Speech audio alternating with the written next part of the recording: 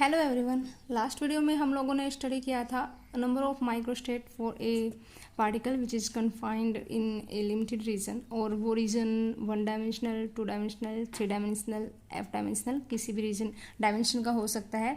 और हम लोगों ने डिस्कस किया था 1 डायमेंशन के लिए और 2 डायमेंशन के लिए। ओके, तो आज हम करेंगे जनरल केस जो कि होगा डी डायमेंशन के लिए।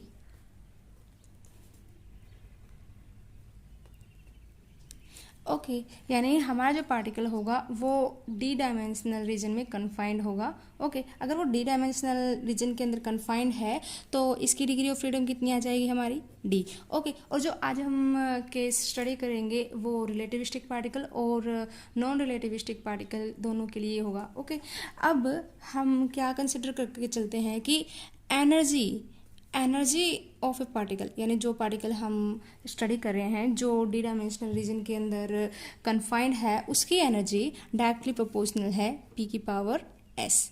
ओके, यहाँ पे जो p है वो रिप्रेजेंट कर रहा है मोमेंटम ऑफ पार्टिकल, और यहाँ पे जो s है वो क्या है? एक integer.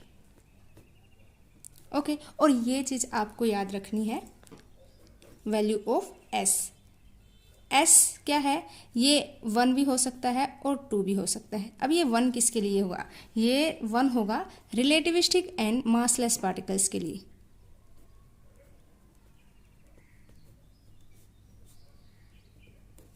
Relativistic and massless particle. Okay, for example photons, और स्पेशली अगर इलेक्ट्रॉन्स की बात करें तो electrons of Griffin.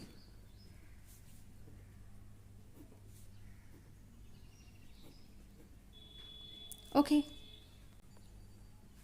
Acoustic phonons,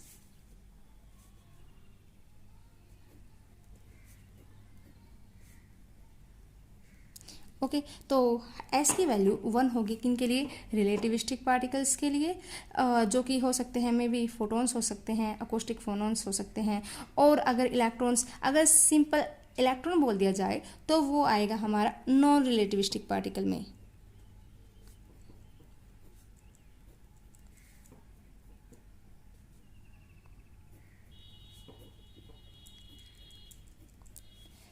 okay, लेकिन अगर ये मेंशन कर दिया जाए कि जो हमें इलेक्ट्रॉन दिया गया है वो किसका है?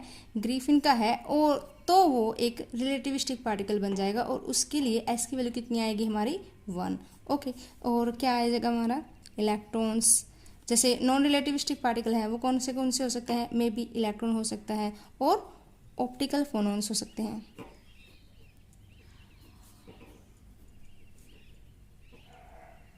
और कोई भी पार्टिकल जिनकी स्पीड लेस देन हो स्पीड ऑफ लाइट से, उन पार्टिकल्स को क्या बोलेंगे हम? नॉन रिलेटिविस्टिक पार्टिकल्स, और उनके लिए s की वैल्यू कितनी रहेगी? 2। ओके, तो अब एक बार चेक करते हैं कि हमारा ये रिलेशन सही है या नहीं है। तो हमें पता है कि for a non relativistic particle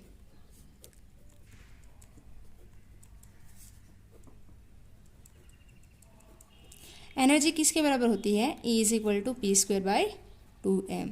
okay, यानी E is directly proportional to p²। Okay, और हमारा जो रिलेशन है वो क्या बोलता है? E is proportional to p की पावर s, और हमें क्या बोला है? नॉन रिलेटिविस्टिक पार्टिकल, और नॉन रिलेटिविस्टिक के लिए यहाँ पे s की वैल्यू कितनी है? 2 है, तो इसका मतलब भी क्या आ जाएगा? p²। तो यही तो है हमारा कि अगर हमारे पास नॉन रिलेटिविस्टिक पार्टिकल है तो उसकी एनर्जी पीस मोमेंटम के स्क्वायर के प्रोपोर्शनल होगी। ओके, अब इसको रिलेटिविस्टिक पार्टिकल के लिए और चेक करते हैं। फॉर एग्जांपल फोटोन के लिए हमें पता है कि एनर्जी ऑफ रिलेटिविस्टिक पार्टिकल किसके बराबर थी? E² is equal to p² c² plus m² c की power 4, and we know that for a photon rest mass is equal to 0। तो ये टर्म क्या हो जाएगी हमारी? 0 हो जाएगी। तो हमारी एनर्जी किसके बराबर आ जाएगी? pc, यानी यहाँ से एनर्जी किसके प्रोपोर्शनल है? p की पावर 1, यानी रिलेटिविस्टिक पार्टिकल जो कि हमने एक फोटोन कंसीडर किया है उसकी एनर्जी मोमेंटम की सिंगल पावर के प्रोपोर्शनल होती है। ओके, अब इस रिलेशन से चेक करते हैं हम लोग।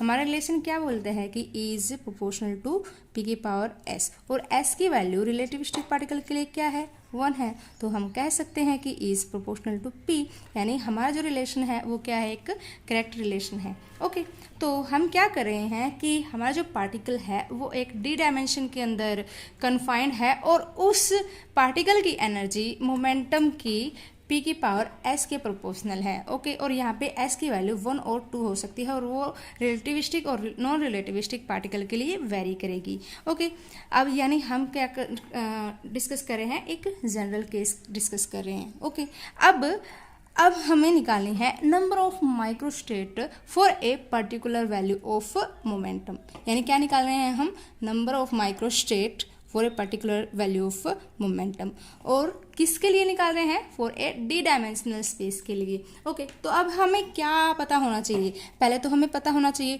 Total volume of phase space, total volume of phase space, okay, divided by volume of one microstate, volume of one microstate. Okay, ये हम लोगों को निकालना है।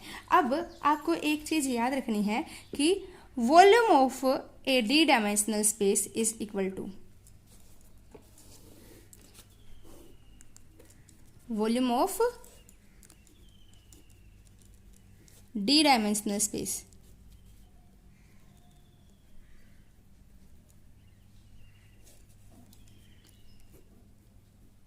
इसको मैं क्या लिख लेती हूँ, v। ओके, अब ये किसके बराबर होती है, पाई की पावर d/2 r की power d divide by d/2 factorial. Okay, यहाँ पे जो d है वो रिप्रेजेंट कर रहा है कितने डायमेंशन का हम लोगों ने स्पेस लिया है, और यहाँ पे r क्या है, रेडियस ऑफ स्फीयर, यहाँ पे आएगा volume of D dimensional sphere.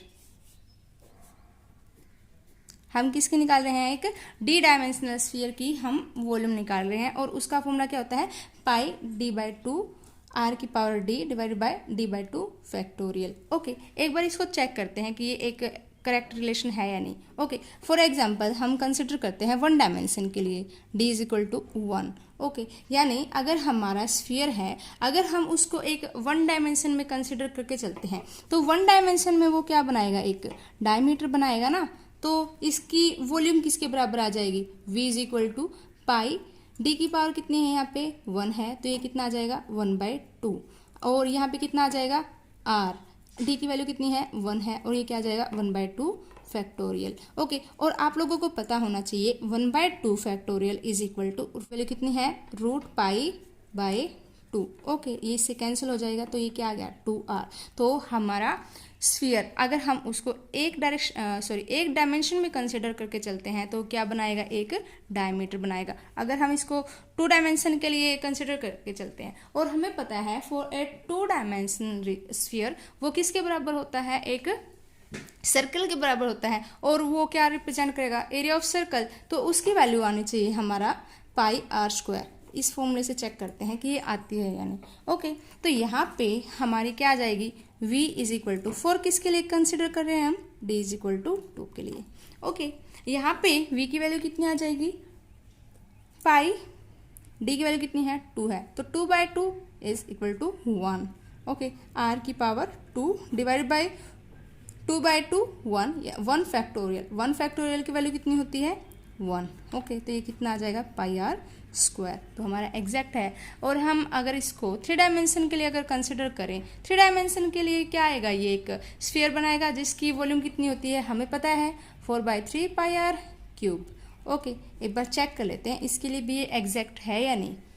Okay, तो यहाँ से क्या आ जाएगा, v इज इक्वल टू किसके लिए कंसिडर कर रहे हैं, फॉर 3 डायमेंशन के लिए। ओके, तो v की वैल्यू कितनी आ जाएगी हमारी, v is equal to pi की पावर कितनी आ गई हमारी 3/2, r की power 3 divide by 3/2 factorial. Okay, जब हम इसको सोल्व करते हैं तो कितना आ जाएगा हमारा, पाई 3/2 r की पावर 3 डिवाइड बाई 3/2 फैक्टोरियल होता है हमारा 3/2 इंटू 1/2 फैक्टोरियल, और हमें पता है 1/2 फैक्टोरियल किसके बराबर था हमारा, √π/2 के। ओके, तो इसकी वैल्यू कितनी आ जाएगी, पाई 3/2 आर की power cube divided by 3/2 into root pi by 2। Okay, जब इसको सोल्व करते हैं तो ये कितना आ जाएगा हमारा 4/3 पाई आर क्यूब। यानी जो हम लोगों ने रिलेशन लिया है वो एक एग्जैक्ट रिलेशन है और ये हम लोग चेक कर चुके हैं।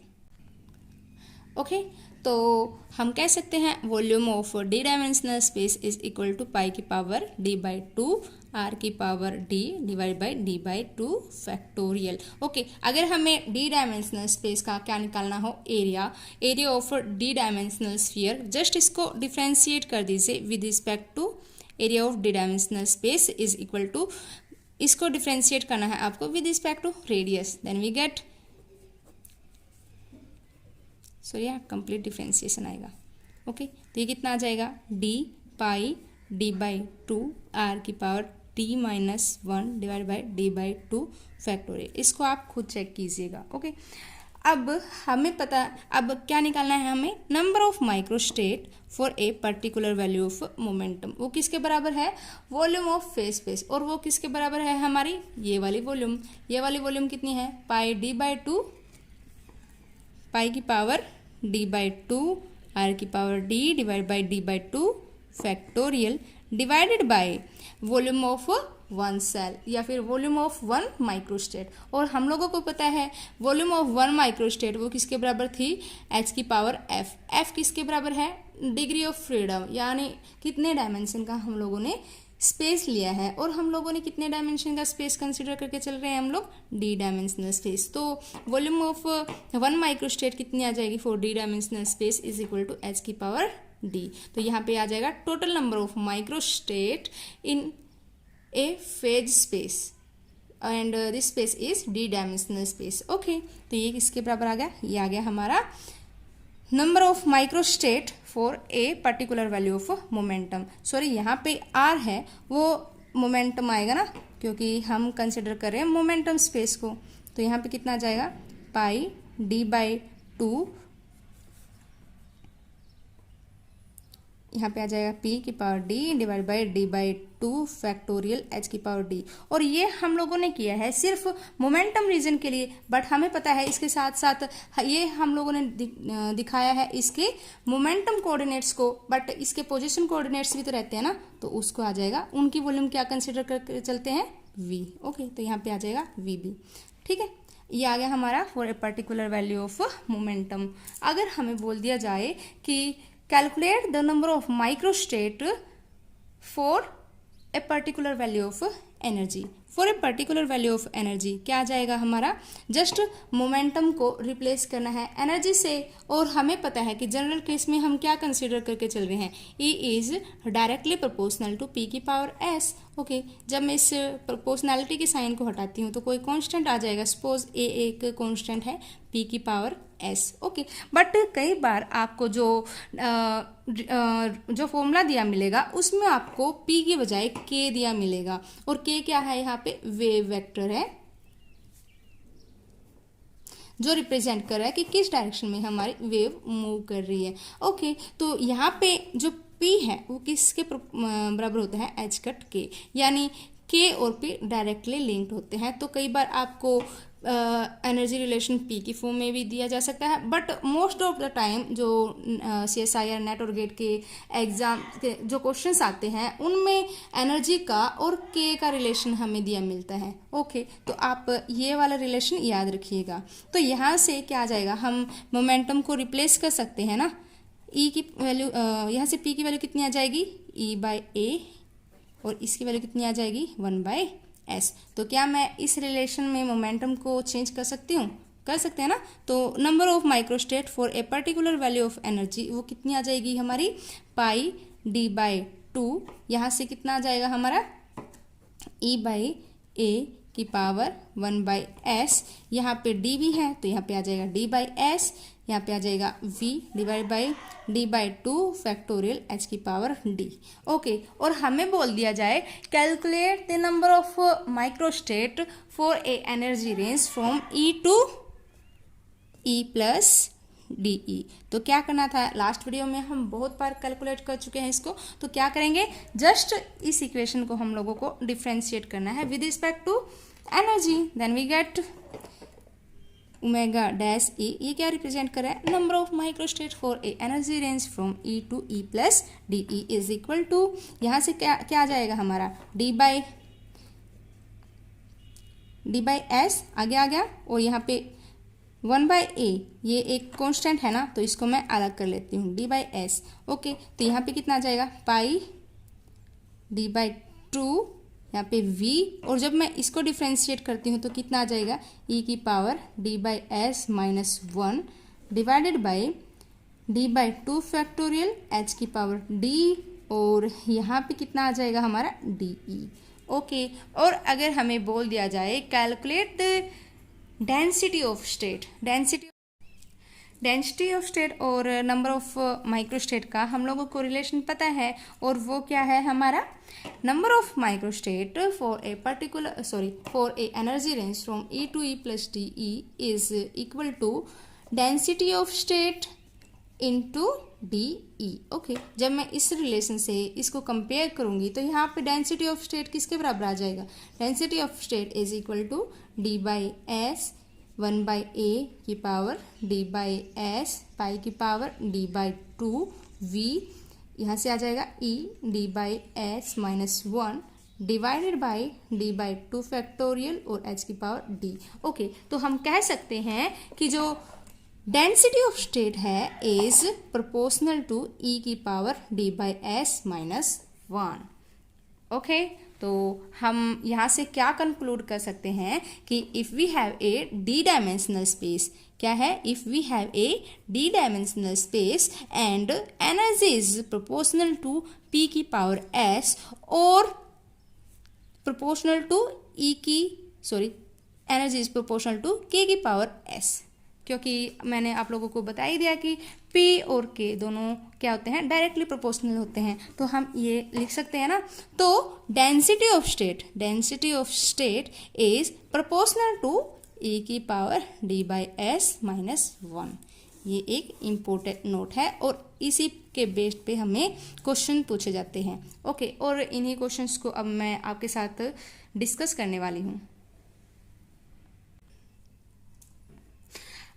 ये जो फर्स्ट प्रॉब्लम है वो CSIR नेट की है, जो 2012 में पूछी गई थी। ओके, आप प्रीवियस ईयर के पेपर्स से चेक भी कर सकते हैं। तो यहाँ पे क्या दिया गया है, consider a system of non interacting particles in D dimensional space. कितने डायमेंशन का स्पेस दे रखा है, डी डायमेंशनल स्पेस दे रखा है। ओबेइंग द डिस्पर्सन रिलेशन, आप लोगों को पता होना चाहिए कि डिस्पर्सन रिलेशन क्या होता है, any relation between energy and wave vector और any relation between energy and momentum is known as dispersion relation.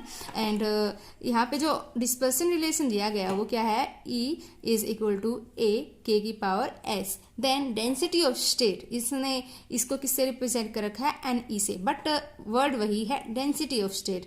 किसी से भी रिप्रेजेंट कर सकते हैं, ये NE से रिप्रेजेंट कर सकते हैं, GE से रिप्रेजेंट कर सकते हैं, DE से रिप्रेजेंट कर सकते हैं, नोटेशन कुछ भी हो सकती है बट मीनिंग वही रहेगा। ओके, इज प्रोपोर्शनल टू, यानी डेंसिटी ऑफ स्टेट अभी हम लोगों ने जस्ट अभी किया है कि डेंसिटी ऑफ स्टेट किसके बराबर था, GE is proportional to E की पावर d/s माइनस 1। अब हमारे ऑप्शंस दे रखे थे, A इज E की power d/s minus 1, B is E की power d/s minus 1, E d/s plus 1, A की power s/d minus s। Okay, तो हमारा एग्जैक्ट आंसर हो जाता है ऑप्शन ए। बिल्कुल इजी सा क्वेश्चन था, बट वही है कि अगर हमें प्रॉपर गाइडेंस ना मिले तो उस टाइम हम इसको इजीली सोल्व नहीं कर पाते। ओके, तो जो नेक्स्ट क्वेश्चन है वो है गेट 2019 का। इसमें क्या बोला गया है, the energy wave vector E के dispersion relation for a particle in 2 dimensional. यहाँ पे कितने डायमेंशन का रीजन दे रखा है, 2 डायमेंशनल, यानी D की वैल्यू कितनी है हमारे पास, 2 है। Okay, is E is equal to C K, यहाँ पे E is equal to C K दे रखा है। ओके, जब हम इसको कंपेयर करेंगे इससे E is equal to C के एस, तो यहाँ से S की वैल्यू कितनी आ जाएगी हमारी, इससे कंपेयर करेंगे तो S की वैल्यू कितनी आ गई हमारी 1। Then it's density of state is proportional to E की पावर P। तो ये बोलता है कि जो इसने डेंसिटी ऑफ स्टेट कैलकुलेट की है उसकी वैल्यू क्या आ रही है इसकी e की power p। Then find the value of p। तो p की वैल्यू क्या है यहाँ पे हम लोगों को पता है कि जो डेंसिटी ऑफ स्टेट है जे ए इज प्रोपोर्शनल टू e की power d by S minus 1 and यहाँ पे d की वैल्यू कितनी दे रखी है 2 और s की वैल्यू कितनी है 1। तो d बाई एस कितना आ जाएगा 2 माइनस 1 तो कितना आ गया 1। तो e की पावर कितनी आ जाएगी 1। तो हमारी डेंसिटी ऑफ स्टेट किसके बराबर आ गई हमारी density of state is proportional to e की पावर 1। यहाँ पे क्या निकाला है इसने density of state is proportional to e की पावर p। जब हम इसको कंपेयर कर रहे हैं तो कितनी आ जाएगी हमारी p की वैल्यू 1। तो हम लोगों को सिर्फ ब्लैंक फिल करना था तो उसमें आंसर आपको फिल करना था 1। ओके नेक्स्ट जो प्रॉब्लम है वो है गेट 2015 की। इसमें क्या दे रखा है the energy dependence of density of state for 2 dimensional non relativistic electron gas. यहाँ पे कैसे इलेक्ट्रॉन बोल रखे हैं इसने नॉन रिलेटिविस्टिक। तो इसके लिए एस की वैल्यू कितनी आ जाएगी हमारी 2। ओके जो वर्ड्स आपको दिए मिले जस्ट उनको लिखते जाइए इजीली सॉल्व हो जाएगा आपका। और कौन सा रीजन दे रखा है 2 डायमेंशनल रीजन दे रखा है तो डी की वैल्यू कितनी आ जाएगी 2। Then density of state is equal to यानी इसने जब डेंसिटी ऑफ स्टेट कैलकुलेट की है तो उसकी वैल्यू आ रही है इसकी आ रही है हमारी नहीं आ रही। अभी हमें चेक करना है e की power n। The value of n is हमें क्या कैलकुलेट करना है कि ये n क्या है। ओके तो हमें पता है कि density of state is proportional to e की power d by S minus 1। Okay तो यहाँ पे जो s की वैल्यू है वो कितनी है 2 है और d की वैल्यू भी कितनी है 2 है। तो 2 डिवाइडेड बाई 2 कितना आ जाएगा 1 माइनस 1। तो कितना आ गया ये 1 माइनस 1 0। तो e की पावर कितनी आ जाएगी 0। ओके यानी density of state is proportional to e की पावर 0। तो यहाँ पे n की वैल्यू कितनी आ गई हमारी 0। तो n की वैल्यू कितनी है 0। यहाँ पे भी आपको ब्लैंक फिल करना था और ब्लैंक में क्या फिल करते हैं आप 0। ओके नेक्स्ट जो प्रॉब्लम है वो CSIR नेट की है जो 2013 में पूछी गई है। और इसमें क्या बोल रखा है if the energy dispersion of A 2 dimensional electron system. यहाँ पे क्या बोला है कि रीजन कैसा है 2 डायमेंशनल। डी की वैल्यू कितनी आ जाएगी 2 आ जाएगी। Electron system is equal to U H cut K. Here U is velocity. यहाँ पे यू क्या दे रखा है वेलोसिटी है। Then the density of state is depend on E S. तो ये बताना था कि डेंसिटी ऑफ स्टेट क्या है। ओके यहाँ पे एनर्जी डिस्पर्सन रिलेशन को जब मैं कंपेयर करती हूँ के की पावर एस से तो एस की वैल्यू क्या बोल दी यहाँ पे इसने इलेक्ट्रॉन के साथ ना तो नॉन रिलेटिविस्टिक पार्टिकल बोला ना ही इसने ग्रिफिन बोला बट इसने इसका जो रिलेशन दिया है उसमें ये के की वैल्यू 1 के प्रोपोर्शनल है। यानी एस की वैल्यू कितनी दे रखी है इसने 1 दे रखी है। जो आपको दिया मिले सिर्फ वही यूज कीजिए अपनी तरफ से कुछ भी नहीं सोचना है। ओके तो यहाँ पे इसने बोला है calculate the density of state. Okay तो डेंसिटी ऑफ स्टेट कितना आ जाएगा आपका density of state is proportional to e की power d by S minus 1। Okay यहाँ पे d की वैल्यू कितनी है 2 है डिवाइडेड बाई 1 कितना आ जाएगा 2 माइनस 1 1। तो e की वैल्यू कितनी आ जाएगी 1। तो डेंसिटी ऑफ स्टेट इज तो हम बोल सकते हैं density of state is proportional to e की पावर 1। तो हमारा ऑप्शन हो जाता C.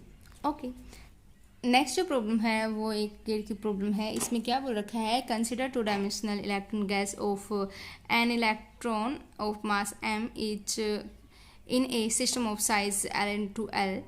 Okay then density of state between energy range from A to E plus D E. तो हम लोगों को पता है कि जो डेंसिटी ऑफ स्टेट है density of state is proportional to E की power D by S minus 1।